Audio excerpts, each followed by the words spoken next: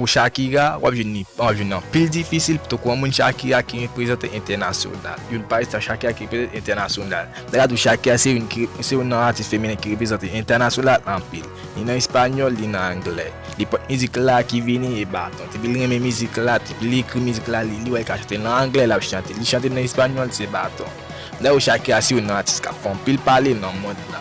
Yon pil moun ki reme Shakira pour danser ou soit pour musique li fait parce que me regarde Shakira, li c'est moun qui reme danser en pile et puis c'est moun tout qui me fait belle musique. Bon me regarde Shakira, li gen kay nan Miami, ka sa li acheter 3 millions de dollars. Ka sa li gen ensuite, li gen un garage, li gen un salon manger et puis pas de encore li gen l'autre salon, après ça li gen un bidjal pour moun jouer, après ça li gen un côté pour recevoir prime chaque prime chanter li gen yo.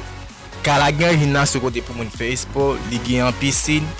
M'regarde li gen 7 chambres à dormir, chaque chambre ça gen un bain privé. M'regarde 7 bains tout, 7 bains pour moun bain. Après ça li gen garage, li gen un garage pour recevoir toute machine yo, li pot machine nan pour recevoir.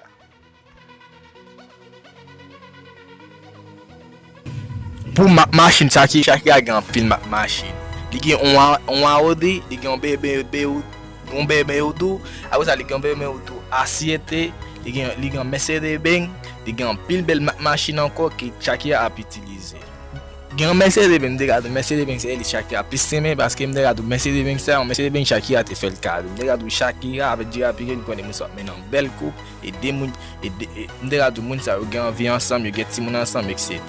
Connaît moun ça yo gen 4 ans ensemble, yo passe en pile temps ensemble. Là Shakira c'est moun qui font pile parler en pile dans le monde. Me regarde soit ou même ou carrément pour musique li, soit pour danser, pour chanter, pour style. Pourquoi Shakira yo me regarde dans son monde qui est très populaire, pourquoi il fait la musique li seulement pour chaque jour comme il entre plus petit 4 millions de dollars. Donc pour moi pour semaine, la vente li peut être 8 millions de dollars dans seule musique. Pour album, de li vend li peut 800 000 albums dans copie li fait.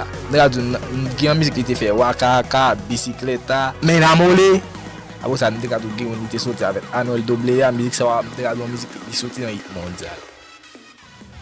Dans celle YouTube Shakira pour compte YouTube seulement il y a 31 millions ou 7 millions moun k'ap suivre sur compte YouTube. Celle comme YouTube ça kabal manger, kabal boire c'est pour toute vie. Celle compte YouTube ça.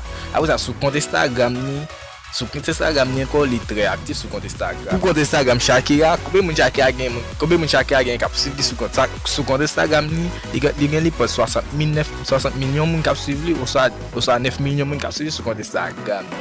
Pour moi m'a enregistré vidéo ça.